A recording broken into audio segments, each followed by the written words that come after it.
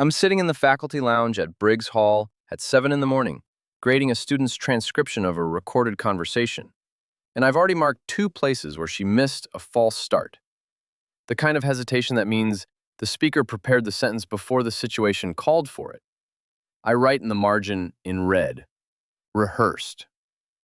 I've been doing this for 19 years. The eggs over easy are getting cold. The coffee is burnt. The fluorescent light above the copier does what it always does, which is flicker twice and then hold.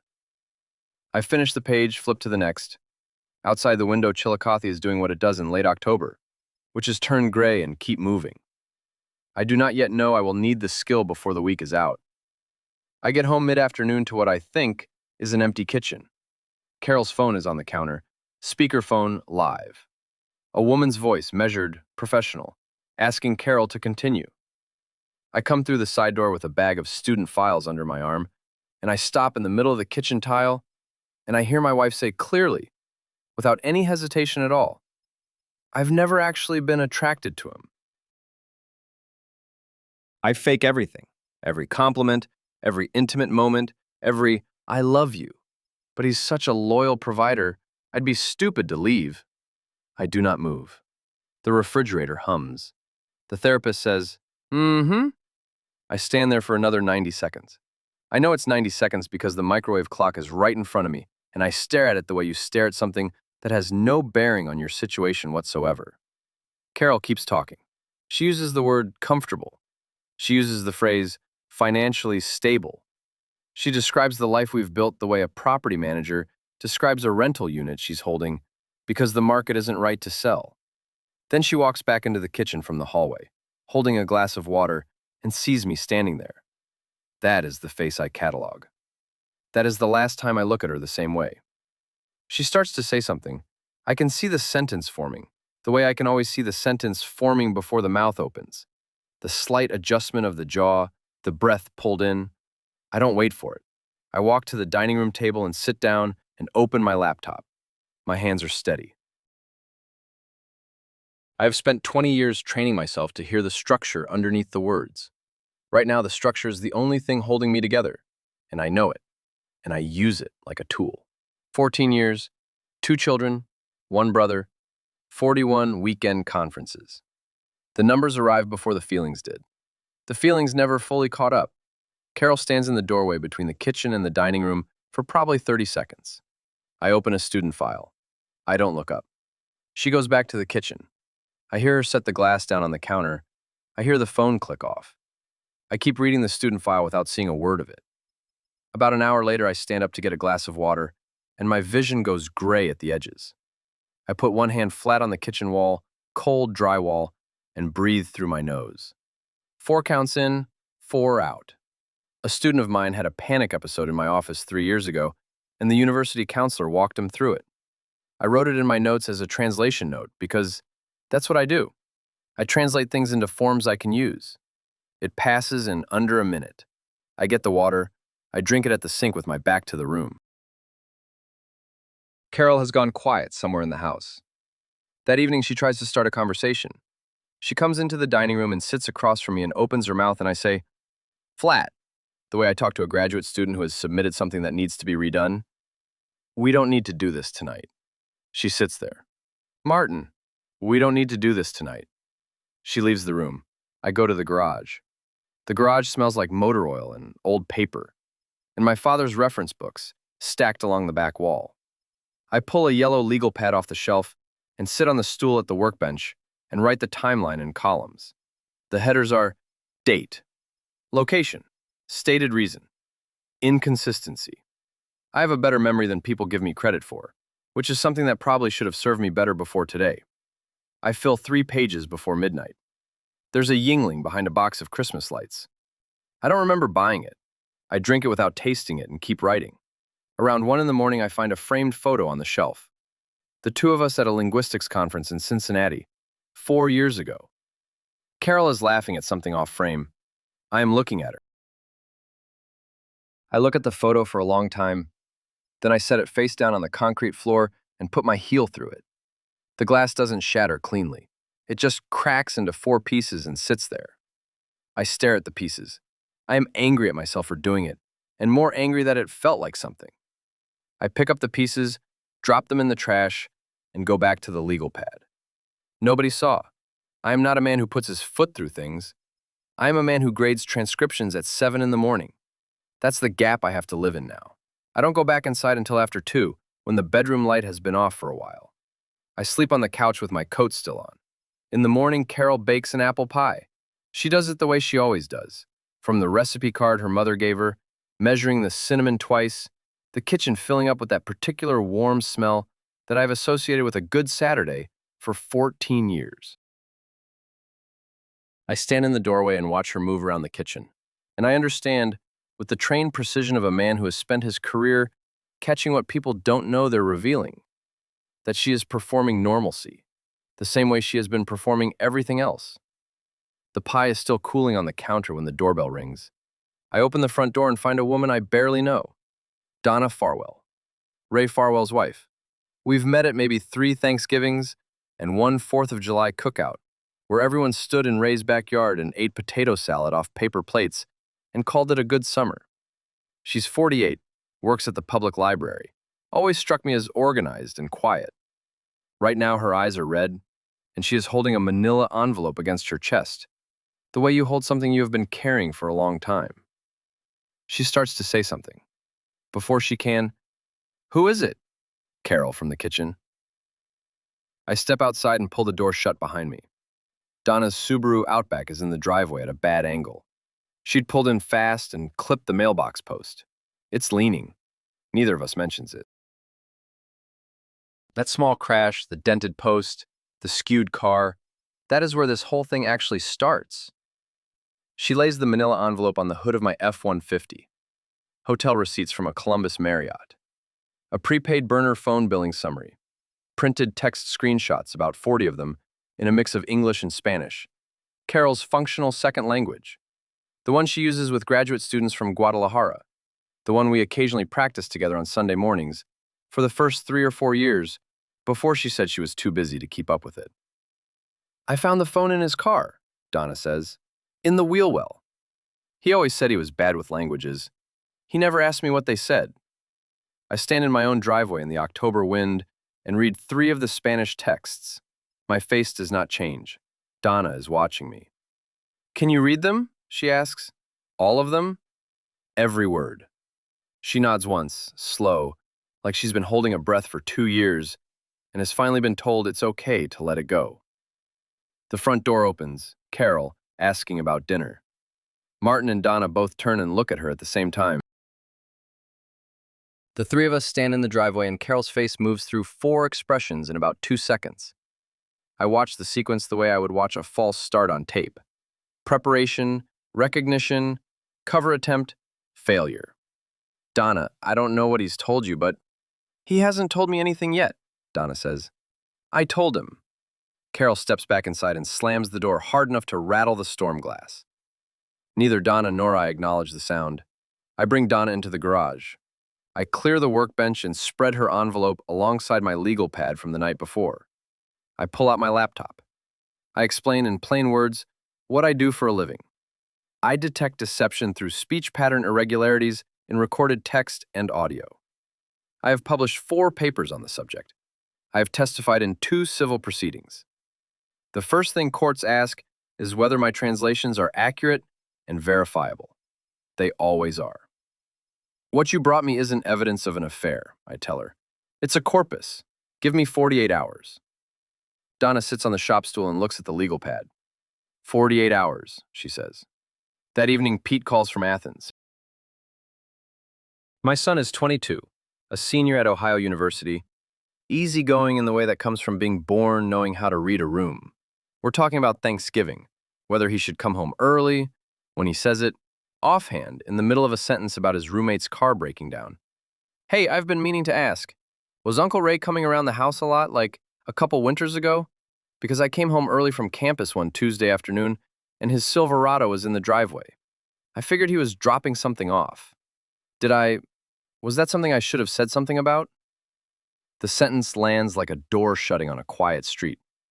What day? I ask. I don't know. February, maybe? 2 winters ago? A Tuesday. It's okay, I tell him. It's not on you. I write the date on the legal pad after we hang up. It pushes the start of the affair back further than anything Donna found. The math gets worse the more I look at it. I look at it for a while, and then I put the pen down. I drive to the Kroger on Bridge Street at 9 p.m. for nothing I actually need. I'm standing in the deli aisle holding a package of sliced turkey I have no use for. Just standing there like a man who has forgotten what groceries are for. When a kid behind the counter notices me. Name tag says Owen. He's maybe 17 and he says, without any particular motive, without any idea what kind of day he's stumbled into, "Sir, we've got chicken fried steak in the hot case if you're trying to figure out dinner. It's actually good tonight. I'd eat it." I look at the kid. I buy the chicken fried steak. I eat it in the cab of the F-150 in the parking lot, parked under a light that has moths circling it even in October.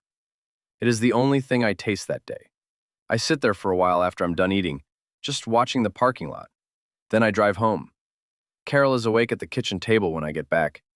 It's past 10. The legal pad I left in the garage is in front of her. She'd gone out and found it. "You've been building a case," she says, "in our house, against your own wife." "Against a speech pattern," I say. The wife part I'm still working out. She picks up the legal pad and throws it at the wall. The pages fan open like a book falling off a shelf. I cross the kitchen, gather them up page by page, check they're in order, and set them on the counter. "Martin, stop. I'm going to bed. We need to talk about this." "We needed to talk about a lot of things," I say. "We ran out of time for most of them." I go to the couch. She stays in the kitchen. I hear her on her phone sometime after midnight, her voice low and taut. I don't try to hear the words. I already have enough words. I fall asleep with my father's old Cassell's Spanish-English dictionary on my chest, the cloth spine soft from 20 years of being passed around, and I dream about nothing I can remember. In the morning, I know what I have to do. I work 3 consecutive evenings in translation booth, 4 at Briggs Hall. The room is small, acoustic foam on the walls, a table bolted to the left side, a monitor nobody uses anymore since the department switched to laptops, a cabinet under the counter where we keep the dustpan, and a spare box of the heavy bond paper. The fluorescent light on the left side of the fixture flickers in the particular way it has flickered for 2 years. Facilities has been asked. Facilities has a list. I format the 43 Spanish texts into a bilingual document. Original language in the left column, English translation on the right, timestamp above each exchange, source notation below. Each page carries a header. Translation prepared by M. Voss, M.A., Ph.D., Candid, Department of Languages and Linguistics, Shawnee State Extension. Translation accuracy certified. The same format I use for court-admissible documents, because that is what this is. The document runs 41 pages. Page 1 opens with a message from 3 years ago, 11 months before Pete saw Ray's car in the driveway. Carol, writing to Ray in Spanish, "No te preocupes por él. Es un idiota leal que nunca va a mirar donde no lo invitan." The English translation in the right column reads, "Don't worry about him. He's a loyal idiot who will never look where he hasn't been invited." I stare at that for a while. Then I move to page 2. The document includes Carol coaching Ray on cover stories. It includes Ray asking twice if Carol worries about getting caught, and Carol responding both times with a kind of serene practicality that is, I'll admit, more painful than the contempt. It includes a message in which Carol describes our bedroom. I translate that one twice to make sure I have it right. I do. I print 3 copies on the heavy bond paper. The edges are sharp enough to cut. Donna comes to the booth to review it on the 3rd evening. She reads in silence. I sit across from her with my coffee and watch her read and say nothing, because there is nothing to say. She turns pages slowly, carefully, the way you handle something that weighs more than it looks like it should. At page 7, a message in which Ray asks if Carol feels guilty and Carol writes back, "About what, specifically?"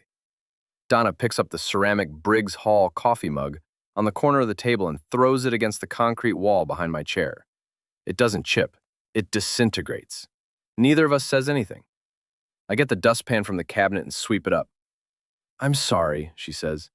Don't be. There's 12 more pages. She reads the 12 more pages. She closes the folder. She puts her hands flat on the table. Okay, she says. Okay, I say. I come home that evening to find Pete is back from Athens for the weekend.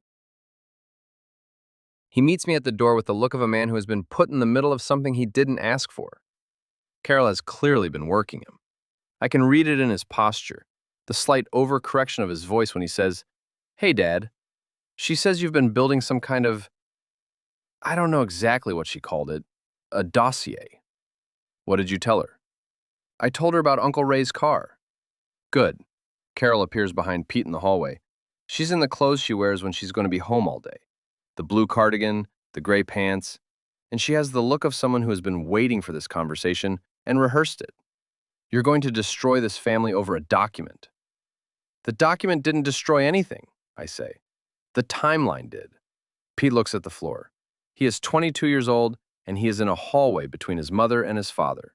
And he hasn't done anything wrong. And I hate this for him with a specific ferocity that has nowhere to go. Carol goes back to the bedroom and closes the door without slamming it. Somehow that is worse.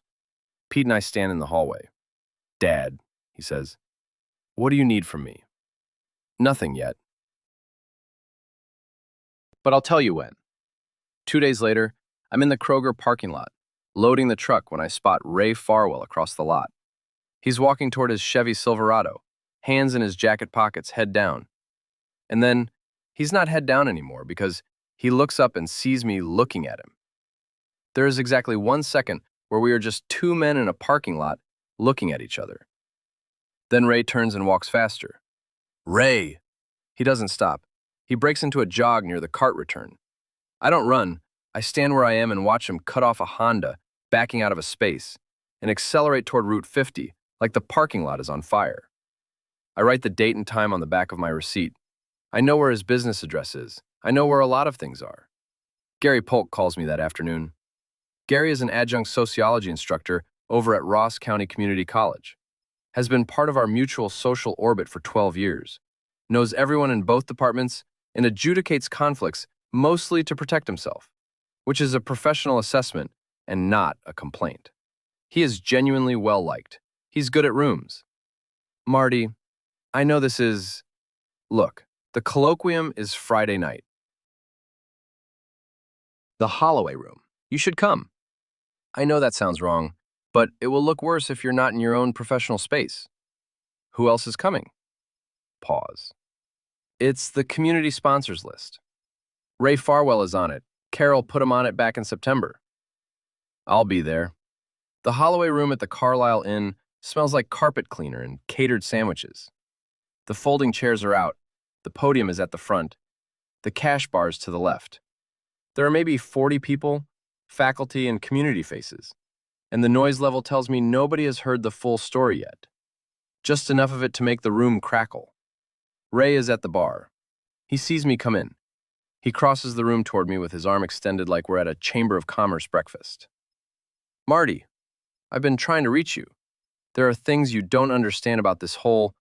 I say nothing. He grabs my forearm. I turn my wrist in the grip, a small, clean motion I picked up from a campus security training in 2009, a self-defense workshop for faculty that I attended because the schedule said it and I fill my schedule. And his hand comes loose. He shoves me then, both hands open-palmed, hard enough that I stumble backward into a folding table. A tray of catered sandwiches goes to the floor. The sound it makes is the loudest thing in the room. 2 faculty members are immediately between us. Ray has his hands up, performing reasonableness for the audience. I just want to talk. I just want to talk to him. I straighten my jacket. I walk to the corner of the room where Donna is standing with a glass of water, watching. I do not look at Ray again. Gary Polk has been watching from across the room. He closes his drink on the bar top. He comes and stands next to me without a word. He has made a choice and it has taken him about 4 seconds, and I note it and appreciate it without saying so, because that is how men like Gary and me communicate. After an hour, Pete picks me up in the parking lot, and we drive out to Paint Creek State Park without really deciding to go there. We sit on the tailgate of the F-150 in the dark. Pete has a small cooler in his car. He always has a small cooler. I don't know why. I've never asked. And we have two Yinglings. The sycamores are stripped bare. The creek is running gray and fast and cold. He put his hands on you, Pete says. He did. Are you okay? I'm functional. We sit for a while. Pete works on his beer. She used to make me call him Uncle Ray, he says, when I was little. Like that was a real thing. I don't answer. I'm watching the water. I'm thinking about what the word uncle cost me, and I cannot find a way to say it in any language. I speak six: Spanish, French, Portuguese, German, Japanese, and English. And in none of them does a word exist for what it costs a man to find out that the casual, benign architecture of his family life, the dinners, the car in the driveway, the title uncle given freely to a person, was built on something else entirely. That is the grief that catches me on that creek bank on a November night, that the language I need doesn't exist. Pete finishes his beer. I finish mine. He takes the empties.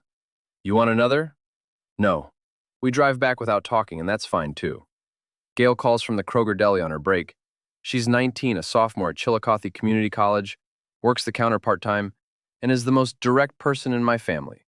By a margin, I have always found both alarming and comforting. Dad, just tell me straight. Is this fixable? No. Silence on the line. Okay. What do you need me to do? Right now? Nothing. But I love you. I love you too. I'll come over Saturday. I sit alone in Translation Booth 4 after everyone has left the building that night. The fluorescent light does its thing on the left side. I have 3 copies of the bilingual transcript in a manila folder on the desk. I have a second folder. It's a records request printout from the university's travel and conference system, pulled under my faculty credentials. It shows Carol's 41 conference registrations alongside Viv Ostrander's admin approvals from the past 4 years. Viv is the departmental administrative coordinator, has been for 7 years, and is the kind of person who approves what she's asked to approve and does not think too hard about why she's being asked. I like Viv fine.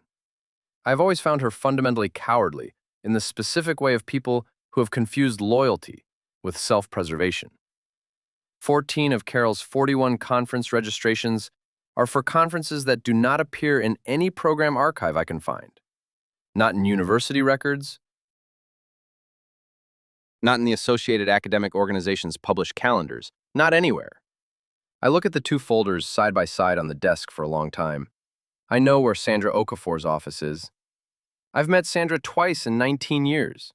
HR directors and translators don't overlap much, unless something has gone wrong.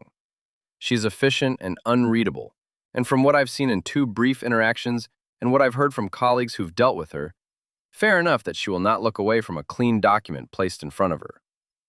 I pick up both folders. I put on my coat. I turn off the light. Monday morning, 8:05 a.m. I walk into Sandra Okafor's office on the 3rd floor of Briggs Hall. The overhead light flickers and hums. Different fixture, same building, same problem. I sit across from her desk. I place both folders in front of her. I'm Martin Voss, I say. I've been in languages and linguistics for 19 years. These documents speak for themselves. I'd appreciate the university's discretion in how they proceed. Sandra opens the first folder. She reads. She does not look up for 4 minutes. I'll need a few days, she says. I understand. I stand, button my coat, and leave. I do not say anything else because there is nothing else I need to say. The document does the talking. That is what I built it to do. The fluorescent light is still humming when the door closes behind me. Donna files her divorce papers on a Wednesday.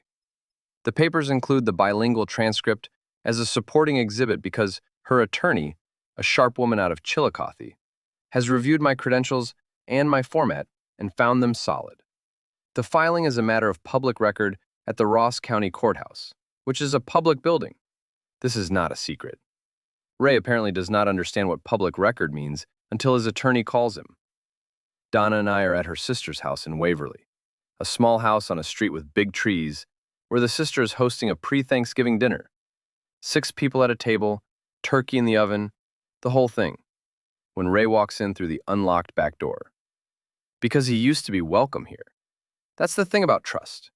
Once you've had it in a place, even after it's gone, the door stays unlocked longer than it should. You want to do this in front of her family? Ray says. Fine. Let's do this in front of her family. He has a printed page from the transcript in his hand. He holds it up. You translated our private messages. A university translator turned our private correspondence into a legal document. Your private correspondence was in my wife's phone, I say. In my wife's handwriting. In my wife's second language, which is also mine. Donna's sister's in the kitchen doorway. 3 guests are visible through the arch into the dining room. Nobody moves. Ray drops the page on the floor and walks out.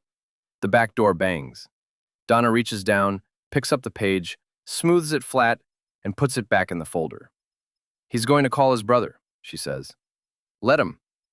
3 nights later, I'm driving home on Route 50 at 10 p.m., and headlights are in my mirror. Too close, for too long. A Chevy Silverado. The truck accelerates alongside me on a 2-lane road. The driver's window comes down. Ray Farwell, alone in his truck. And he is not performing reasonableness anymore. You ruined my company. The Columbus clients got subpoenaed. I keep my speed. I keep my lane. Both hands on the wheel. Ray cuts toward me. The Silverado's rear quarter panel catches my driver's side mirror housing. The mirror snaps forward and cracks. I feel the impact in my hands through the wheel, and I ease off the gas. Don't brake, don't swerve, just ease off and let him pull ahead. And Ray's truck fishtails on the gravel shoulder and corrects, and has gone down Route 50. Taillights shrinking. I pull onto the berm. My hands are shaking. I sit still for 2 full minutes. I count the seconds. I know how to count seconds from the work. You count when you need to hold something steady. Then I take out my phone and call the Ross County Sheriff's non-emergency line. I report the incident. I give the license plate number that I memorized in the Kroger parking lot 2 months ago, because I memorize things. I am calm on the phone. My voice is even. I am still shaking when I hang up.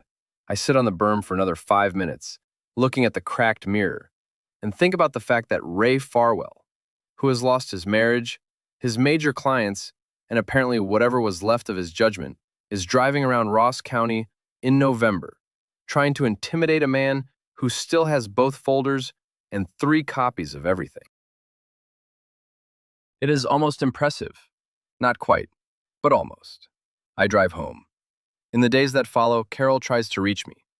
She goes through Gary first, then through Pete's roommate at Ohio University, who calls Pete, who calls me, then through a former colleague in the German Studies track who hasn't spoken to me in 4 years, then through Gail's coworker at the Kroger Deli, through the department's general inbox, through a mutual friend from the Cincinnati conference 4 years ago, through channels I don't even fully trace, the messages arriving by phone, by email, by third-party voice, by a note slipped under my office door that I find on a Tuesday and put directly in the recycling bin.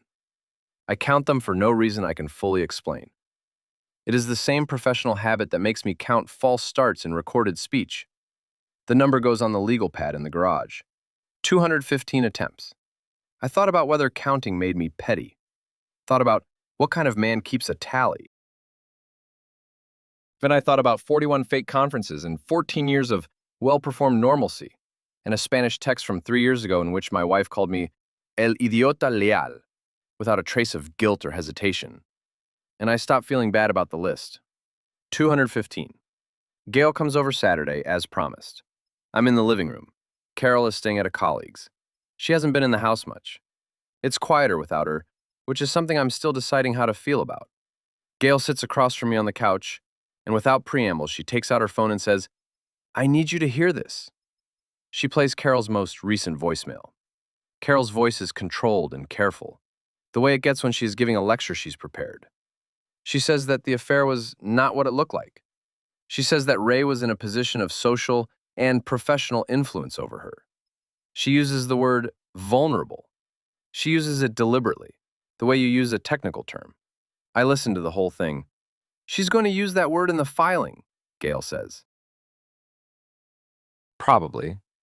Dad, she's going to try to make it look like she was a victim. I know. Are you going to let her? I look at the carpet for a moment.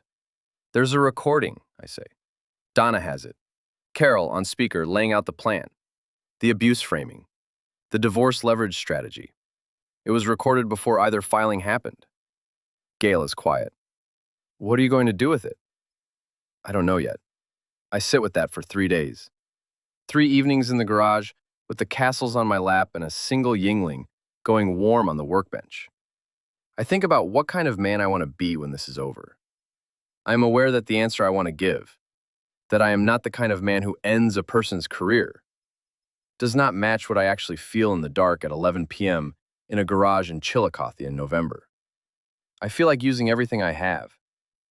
I feel like being thorough in the way I am thorough with documents. I think about what Carol said on the speakerphone. He's a loyal provider. I'd be stupid to leave. I released the recording to Carol's divorce attorney, copied to the Ross County Courthouse filing. Not publicly, on the record.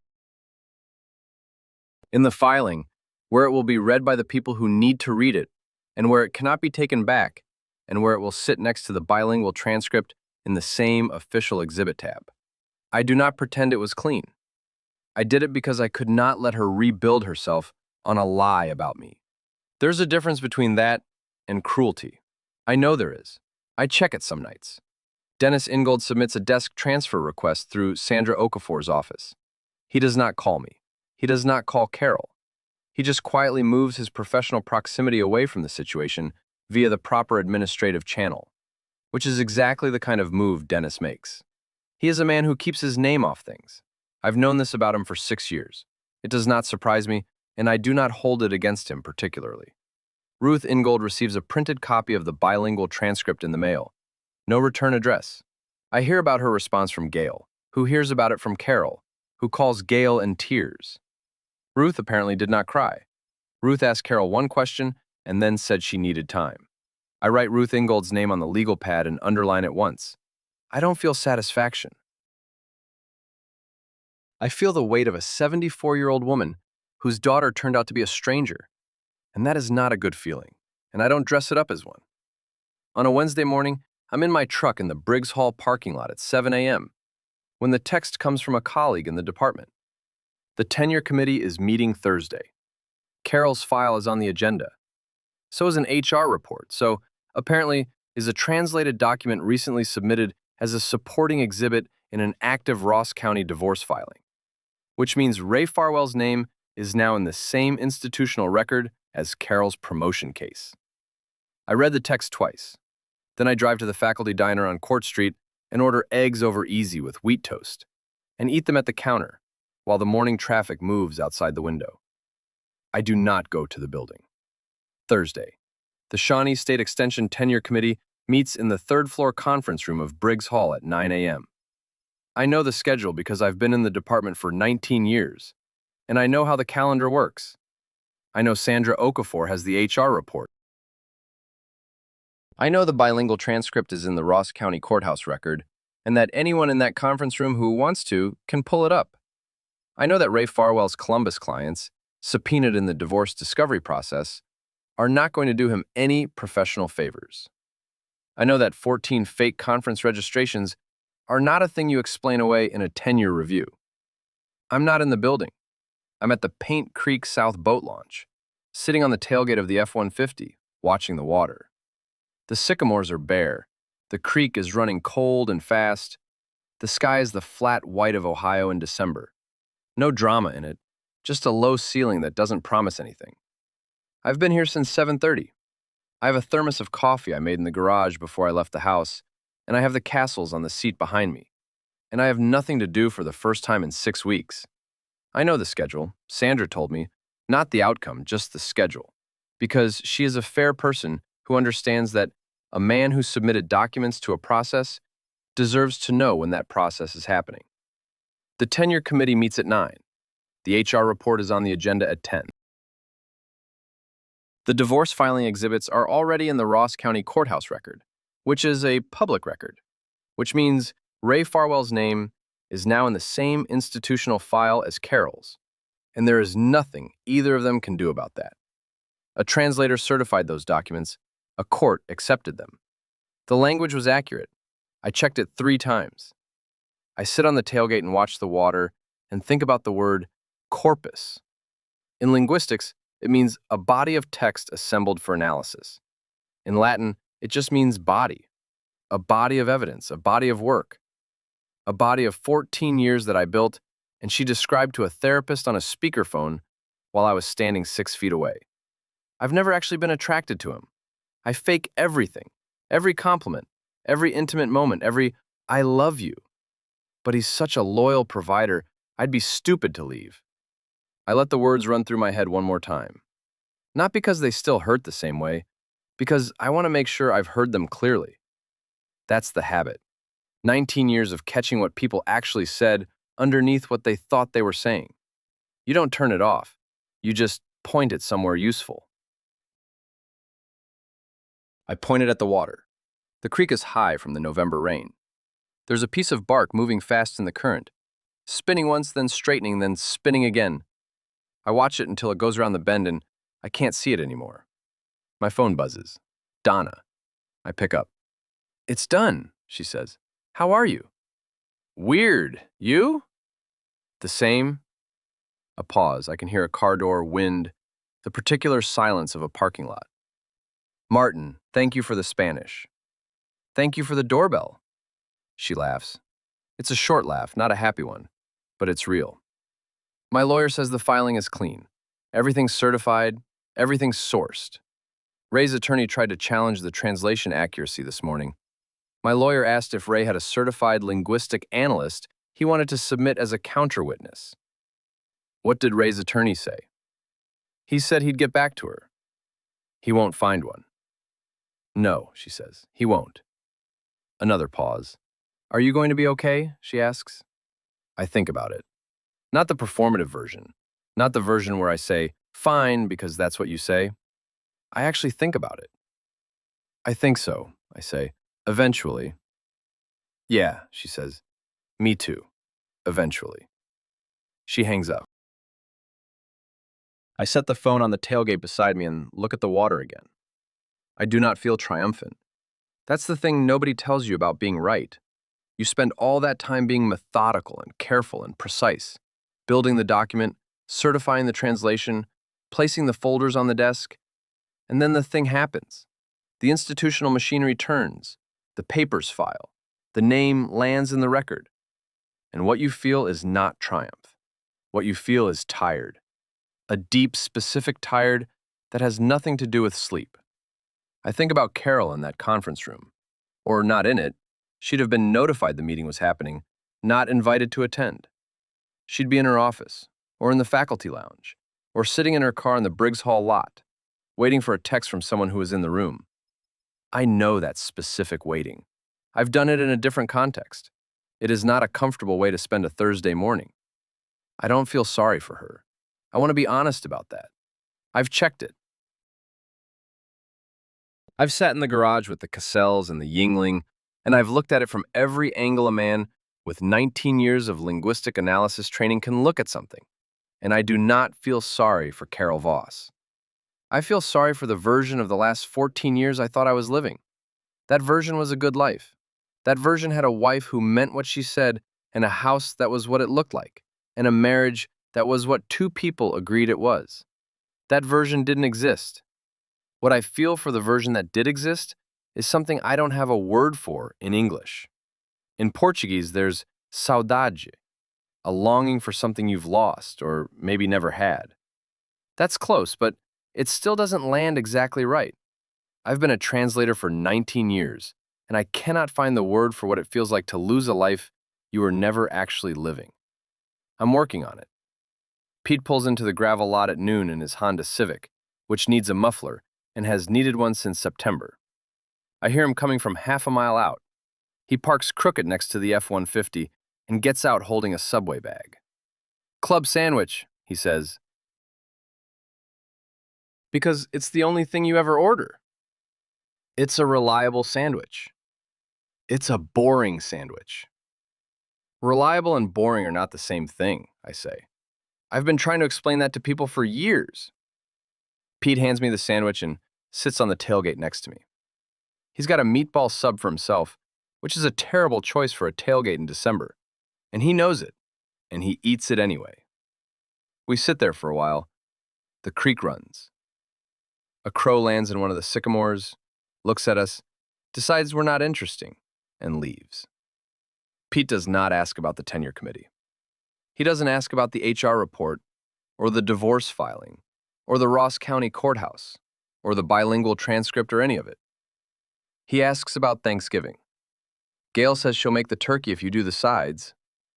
I can do sides. She also says she's not doing dishes.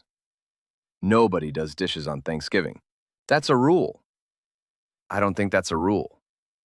It is now, I say. I'm making new rules. That's one of the benefits. Pete is quiet for a second. He wipes meatball sauce off his chin with the back of his hand, which is exactly what he did when he was 9 years old, eating spaghetti at the kitchen table on Delmont Drive. Dad, yeah. I'm sorry I didn't say something. About Uncle Ray's car, when I saw it. I look at him. He is looking at the water. You were 20, I say. You saw your uncle's truck in the driveway. That's not something a 20-year-old should have to decode. Still. Pete, look at me. He looks at me. You didn't do anything wrong. You told me when it mattered. That's enough. He nods. He goes back to the meatball sub. I go back to the club sandwich. The creek runs. She called me again, he says after a while. Mom, last night. What did she say? She said she wanted me to understand her side of it. Did you listen? Yeah. And?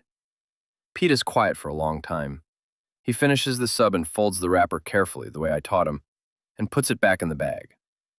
She said you were never really present, that you were always in your head, always working, always somewhere else. I wait. And? I say again. And I told her that the man who drove 4 hours to Athens when I failed my junior year midterms and sat with me in my apartment for 2 days, helping me figure out what to do next, was pretty present. And that I wasn't going to have this conversation. I don't say anything. She hung up, Pete says. I'm sorry. Don't be. He looks at me. She made her choices. I know what I saw. We sit there until the thermos is empty and the sandwiches are gone and the flat white sky starts to go the color of old pewter, which means it's mid-afternoon in December in Ohio, and the light is already thinking about leaving. Pete gets up and stretches. You coming for Thanksgiving, or do I have to drag you? I'll be there. Gail's gonna make you do a toast. I'll figure something out. Make it short, he says. Last time you toasted something, it went 7 minutes. That was a retirement party, different context. Dad. Short, I say. Got it. He gets in the Civic. The muffler announces his departure for the better part of a mile. I sit on the tailgate a little longer. My phone buzzes again. Unknown number. I look at it. I don't answer. I write the number down on the back of a receipt from the glove box, not because I need to, but because the habit is the habit.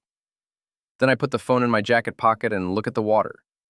Gail calls at 3. Dad, the committee meeting ran long. How do you know? Dennis texted me. He wasn't in the meeting, but he heard from someone who was. I wait. Carol's tenure case is tabled, pending the HR review, Gail says. That means it doesn't advance this cycle. Which means she'd have to reapply, which means I know what it means. Dennis is applying for a transfer to the Columbus campus. I know. How do you know?